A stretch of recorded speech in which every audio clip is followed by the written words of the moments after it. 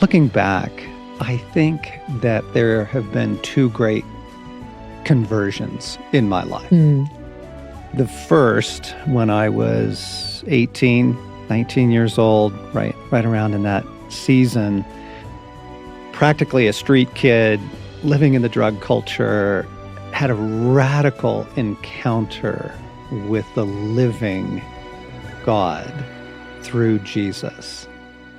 And it utterly changed my life. It was everything I was looking for. I wasn't raised in a religion. I wasn't looking for a religion. I wasn't looking for a church. I was looking for answers. And I was really looking for rescue, for forgiveness, for help. And it was phenomenal. It was absolutely life-changing to come into a relationship with Jesus. And the second great conversion in my life took place many years later, early in my 30s, when something else came to me, and it was the discovery that the heart matters, that Christianity, God, faith, salvation, all of that, spirituality, cares deeply about the heart. And thank goodness, combined with that, the wardrobe door I walked through in this second conversion was that the gospel is a gospel of restoration. Welcome back to the Wild at Heart podcast. John and Stasi in the studio here. And as you know, we have been circling back in previous times together to the centrality of the heart, about how much our humanity matters, about what flows from our heart and how central it is to the heart of God and to the kingdom. Yeah, you remember we were in our 30s and needed some counseling and began reading, George MacDonald and C.S. Lewis and, oh golly, I'm not going to do justice to all the people that were helpful to us then, but therapists and Leanne Payne and, oh my. Larry Crabb, Dan Allender. Gordon Dalby, and people were writing on the healing of the heart, Yes. Writing on the recovery of heart. And it was absolutely wonderful. And it couldn't have come at better timing. I think when a person hits their 30s, as you begin to make that transition out of the 20s into the 30s, you begin to deal with your story. Yes, exactly. And you just see it. We're seeing it in our adult children right now as they're dealing with their stories and in the lives of a number of young people that we love. Right. And the other thing that we hit upon is that in our zeal to love God with all of our heart, soul, mind, and strength, in our early years, it kind of focused on the external. Yeah. Bible studies and service and going down to build orphanages and all that great stuff. All that great stuff, but it left the inner life neglected. And I love this passage in Matthew 11. John the Baptist has been imprisoned, and he is now wrestling with, whoa, wait a second. This story is not going the way I thought it would. And so he sends his disciples to Jesus. And here's how it goes. Verse 2 of Matthew 11. When John heard in prison what Christ was doing, he sent his disciples to ask him, "Are you the one who was to come, or should we expect someone else?" I just love the honesty of the scriptures. I mean, he's wrestling. He's thrown pretty hard. Maybe it isn't you. Maybe we're looking for a different Messiah. And here's what Jesus says. Jesus replied, "Go back and report to John what you hear and see. The blind receive sight, the lame walk, those who have leprosy are cured, the deaf hear, the dead are raised, and the good news is preached to the poor." In other words, I know that those words can sound very religious or Bible-y, but what Jesus is saying is go back and report what is taking place The ransom of humanity has begun. People, sons and daughters, loved ones, in all of our brokenness, Jesus is reaching in and restoring in this way and in this way and in this way and in this way. It was utterly life-changing for us and set us on a trajectory which led all the way to the creation of this work and our books and conferences right here to the podcast in the week of March 8th. And we have been circling back around to the heart here and how much our humanity matters to God. And we're really excited this week, friends, to make an announcement to you. After a lot of work and preparation, we have something to offer you and invite you into called the Wild at Heart Experience and the Captivating Experience. We've been working on this for a long time. Last year we filmed a beautiful 6-part film series, one that accompanies Captivating, one that accompanies Wild at Heart. But I was a part of the one that was for women, with women. 6 different women gathered, sharing their stories together, being incredibly vulnerable, honest, authentic. And it is a beautiful thing. It was a beautiful thing to be a part of, and now I've seen them, and I cry at every one. They're just stunning. They are. The cinematography is beautiful. Music is beautiful. The women in their sharing and inviting from their deep hearts it's really breathtaking. And it's so powerful. It's yes. so powerful. You know, folks, that the last time we did a film series for women and for men, we released it on VHS. Right. So that gives you an idea. It's been a while. Of how long ago it was. And we wanted to come forth with a new offering in a new hour and a new era to bring healing to the hearts of women and the hearts of men, and to provide a gentler on-ramp into the captivating world, the Wild at Heart world. I mean, if you can get to one of our conferences, they're incredible, but that's a big ask. Yeah. And we do have what we call Wild at Heart Basic. And Captivating Core. Yeah, which are the retreat experiences online that people are hosting all over the world now. But that's still a big ask. It's a weekend. A big commitment. Come get away. And so we wanted a gentler on-ramp. So here's what we've done. We have created the Wild at Heart experience, the captivating experience, centered around these 6-part film series. But what we're going to do is you can sign up and join in on this for free. And each week you will receive one of the episodes and companion readings that go with that, scriptures, questions for reflection and journaling, and then a special kind of audio that goes with each episode going a little bit deeper. And it's finally ready and it's available. And we announced it at Homecoming online on March 6th, and we're announcing it here on the podcast this week.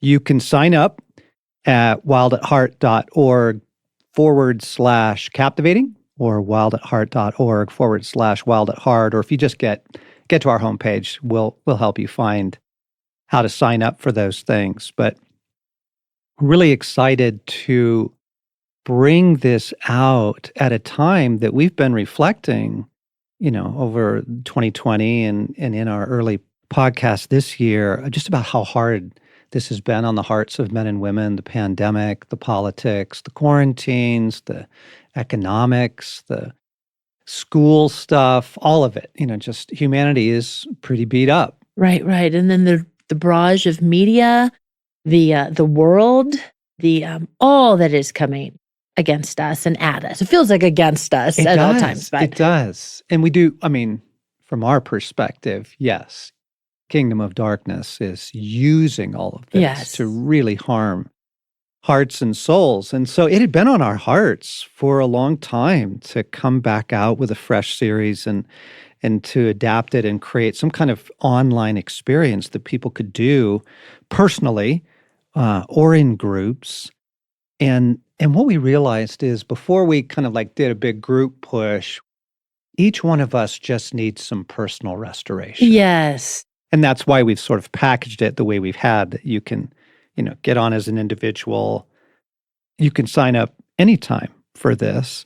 We are going to walk everybody through it starting next week, in the week of March 15th, if you want to kind of be part of a coordinated experience. Right, and share it with many others at the same time. Yeah, and we'll be talking about it here on the podcast as we go through episode 1 and then episode 2, and hey, what did God speak to you, and that sort of thing. But it's built to be used at your own pace, in your own time, in your own season.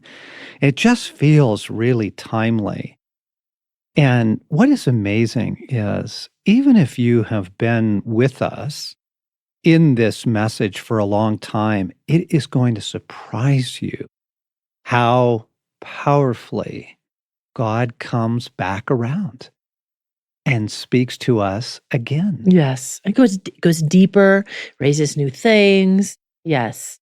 In fact, I did a personal counseling intensive this year. Mm-hmm. And it was just time to go back in and get some fresh eyes on my own story. And I went back through things in my story that I have done good healing work before, but there was new breakthrough, massive breakthrough. Yes.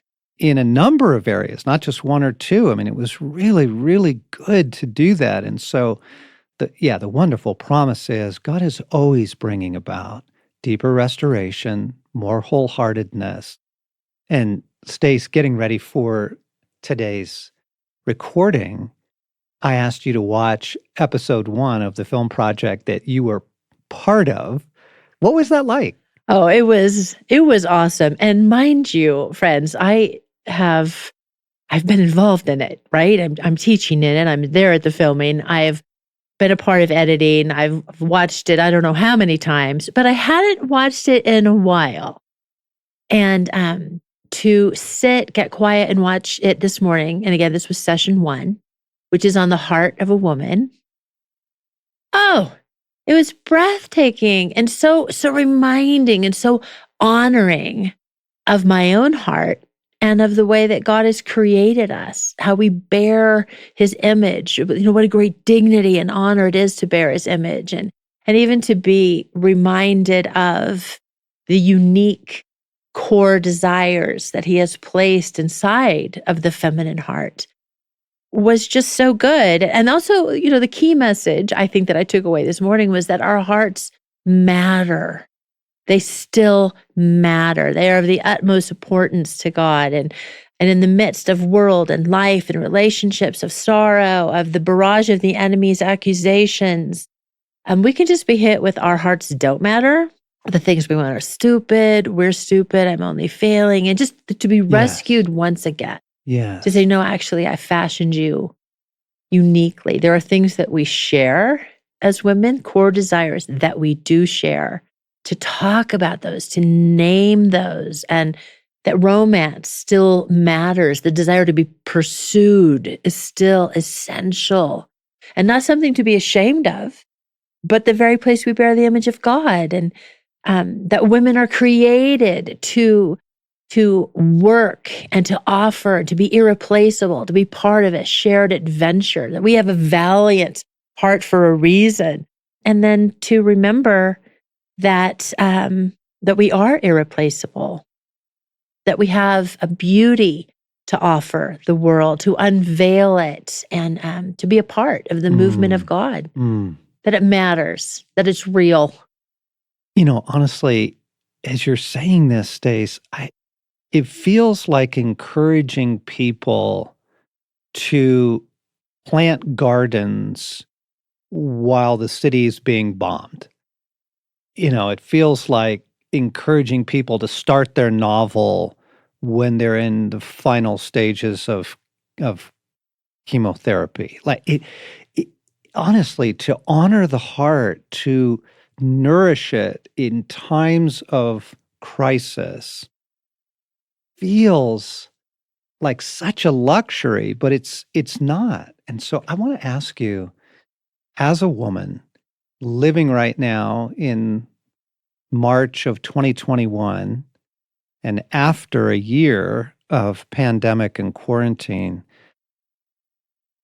where do you go as a woman with the core desires of your heart? Where do you go with the core desire for love, romance, pursuit, to be known and delighted in, known and cherished? This is so good, John, because as you describe those things, crisis, a garden in the midst of things burning down, it is in these times that we actually need it even more. And we need hope more. We need to come alive more. We need to tend the garden and the soil of our hearts. So this has been so good to be talking about this and to offer this now. It's perfect timing. Because the desires, they may get buried, they may get diminished. They're certainly set on the shelf for a while, but they're still there. They're still core to us. They're still the ways that we bear the image of God. And our hearts for romance still matter. They're front and center. So I think for me, it has been important to not set aside my need for relationship. Just to be known, to offer, to love, and then even reframing what we mean by romance. We're not talking about linen tablecloths and candlelight. Day. We're not talking about that, and the pressure to sit up straight and wear something amazing.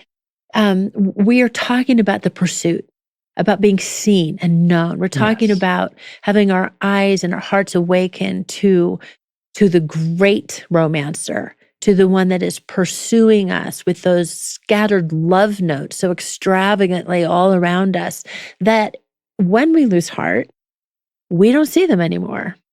And we also forget that I am not only intentionally loved, I am personally, intricately chosen. So the prayer of just open my eyes, open my heart to see you, God, and to come more alive to knowing how you are romancing me and that the world is made for romance has been vital. Yes. What about you? John, you've just watched it as well, but what is stirring in you in these days, these lockdowns, this season of uncertainty and being hemmed in? Where do you go? Where does a man go for the longing for adventure? I had abandoned it. And partly because of Colorado winters as well. Yes. But all the other reasons of, limited ability to get out and do things and friends not available and, obviously pandemic and all that around it. And I realized I was dying inside. And so Jesus, in a moment of just quiet one evening, Jesus said, I want you to start dreaming about what you're going to do this year. And it felt so, what? Like, no, we're in crisis mode. We're in maintain mode. Don't know we can travel this year. Don't know how much we can do. What? But I knew. I'm like, oh my goodness. I had stopped dreaming for adventure, stopped planning for it, stopped desiring it. So just to be honest, in the last week, I've sent a couple texts out on 2 different trips.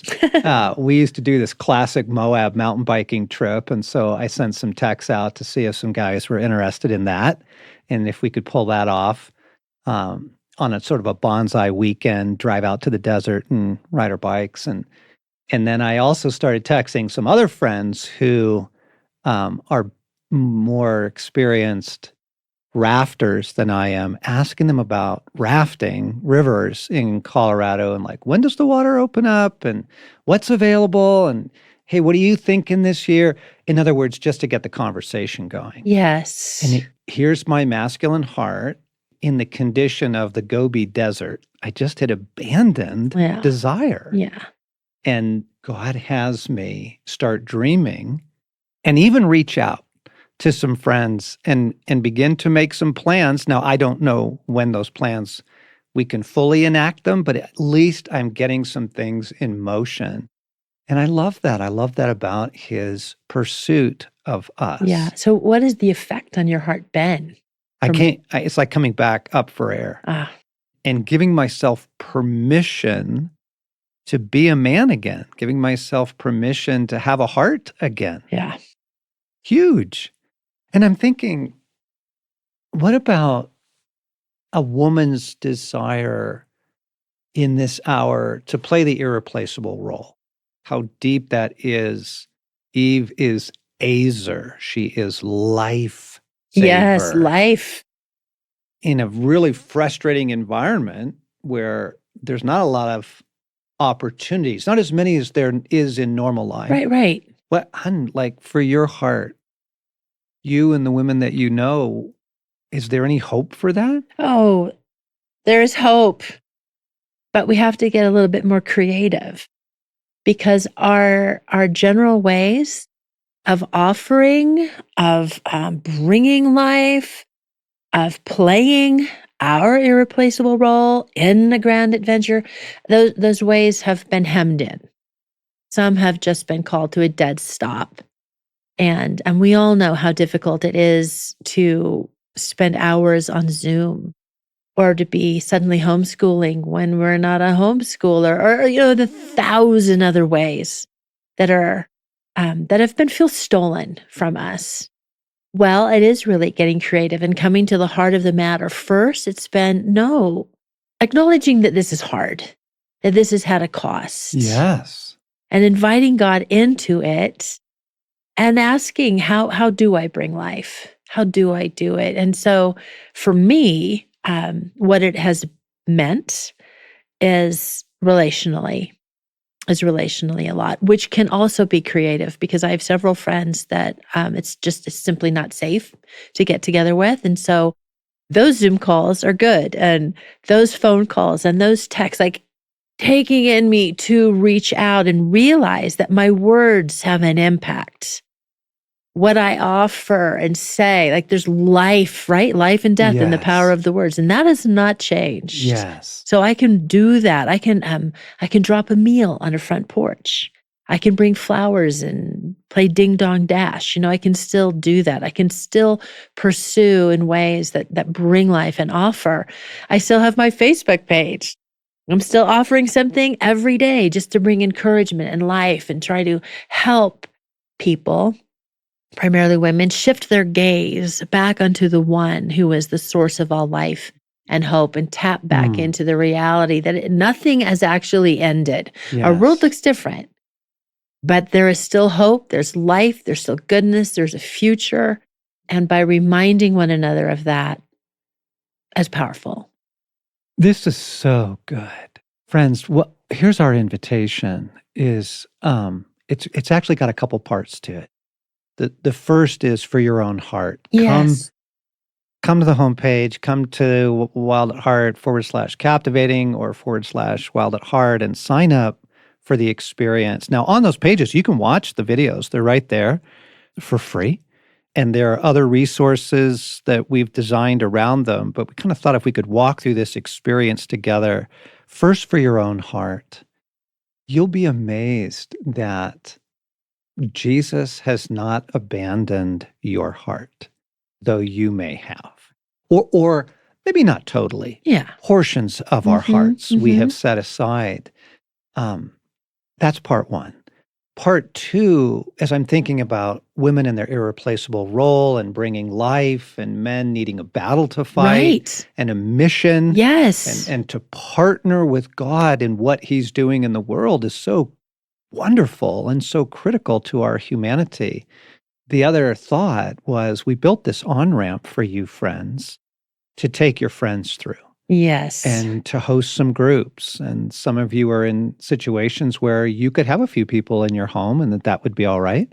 And others of you could do it online very, very successfully. And we've done that very successfully online.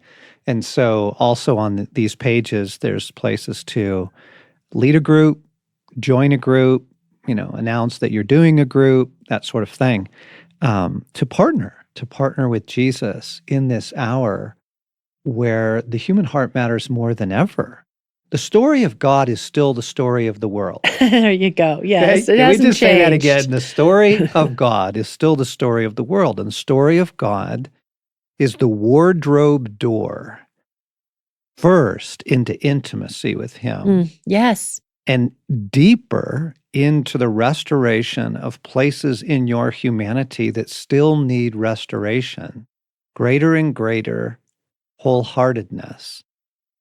And then deeper through the wardrobe door, joining Him, joining Jesus in His work in the world.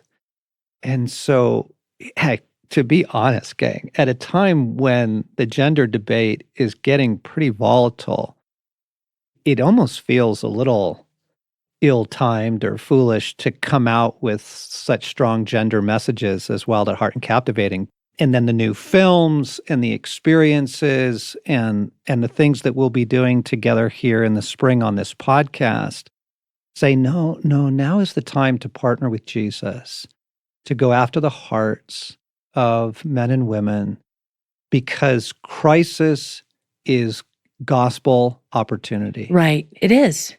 It just is. When people are in hard times, they're much more aware of their need and the opportunity to just ask people, how's your heart? Yeah, how are you doing? It's a powerful question. And you think about your own life, my life, that it's really in times when I've been hard pressed that I've needed to press hard into God and come to know Him in ways that I haven't before. So the timing is actually perfect. Yeah, and here's what hit me is I went into a week of intensive soul care last month. What I got hit with the week before was, this is dumb, this is stupid, you don't have time for this. Your heart doesn't really matter this much. Yeah, just get to it. Yeah, get back to work. Yeah. What are you thinking? Now is not the time. And there it is. There's the enemy's voice that some of you may be hearing even right now. Your heart matters, friends.